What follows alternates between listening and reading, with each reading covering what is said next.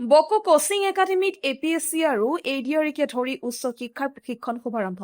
কামৰূপ জিলাৰ বকোৰ দদানপুৰত ডনবস্কৰ সমীপত আজিৰ পৰা শুভাৰম্ভ কৰা হ'ল বকো কোচিং একাডেমী মানৱ সম্পদ গঢ়া শিক্ষাদান। উল্লেখ্য যে বকো উচ্চ শিক্ষিত যুৱক তথা অধ্যাপক ৰঞ্জন ৰাভাৰ একক প্ৰচেষ্টাত স্থাপন কৰা কোচিং একাডেমীখন এক আকস্মিক অগ্নিকাণ্ডত জ্বলি ভস্মীভূত হৈছিল আৰু কিছুদিন বন্ধ আছিল। সেই কোচিং একাডেমীখন পুনৰ মুকলি কৰিবলৈ সিদ্ধান্ত গ্ৰহণ কৰে ৰঞ্জন ৰাভাই। এই ক্ষেত্ৰত বহুসংখ্যক বৃহত্তৰ অঞ্চলটোৰ বহু বৌদ্ধিক সামাজিক লোকৰ লগত আলাপ আলোচনা কৰি কোচিং একাডেমীখন পুনৰ মুকলি কৰাৰ সিদ্ধান্ত গ্ৰহণ কৰে আৰু আজি আনুষ্ঠানিকভাৱে শিক্ষাদান শুভাৰম্ভ কৰে।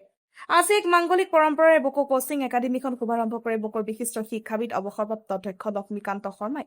শিক্ষা প্ৰতিষ্ঠানখনৰ সঞ্চালক ৰঞ্জন ৰাভাই আঁতৰা অনুষ্ঠানত কোচিং একাডেমীৰ আৱশ্যকতাৰ ওপৰত আলোকপাত কৰে লক্ষ্মীকান্ত শৰ্মাই। অনুষ্ঠানত বিশিষ্ট সমাজকৰ্মী কুমুদ চন্দ্ৰ ৰাভা, খড়গধৰ ৰাভা, শুভশিক্ষিত ছাত্ৰ কৰ্মী দিবাকৰ ৰাভাৰ উপৰি বহু শিক্ষাৰ্থীয়ে অংশগ্ৰহণ কৰে।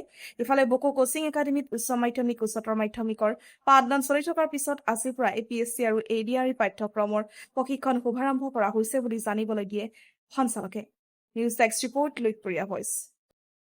আমি ইয়াতে ক্লাছ কৰিছিলোঁ আৰু আগৰ পৰা ভালকৈ যিবিলাক টিচাৰ আহিছিল তেখেতসকলৰ পৰা তেনেকৈ ক্লাছবিলাক শিকিছিলোঁ আৰু আমি সেইমতে তেখেতৰ যিখিনি গাইডেঞ্চ কৰিছিল আমাক সেইমতে আমি ভালকৈ পঢ়া শুনা কৰি ইয়াতে সফল লাভ কৰিছোঁ। তুমি এডিআৰ পৰীক্ষা দিছিলা? হয়, এডিআৰ দিছিলোঁ।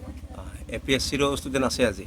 এপিএছচিৰো আছে, দুয়োটাই হয়, এডিআৰ এপিএছচি আৰু বিশেষকৈ আপোনাৰ এছএছচি যিবিলাক কম্পিটিটিভ এক্সাম আছে সেইবিলাকৰ কাৰণে ইয়াতে কোচিং দিয়া হয়। আজিৰ পৰা কিমানমান ষ্টুডেণ্টে যোগাযোগ কৰিছে? আপোনাৰ এৰাউণ্ড 15+ ষ্টুডেণ্ট আহিছে। আগতে আমি পুৰণি যিবিলাক আছিলোঁ তেখেতসকলৰ দুজনকৈ আছিলোঁ।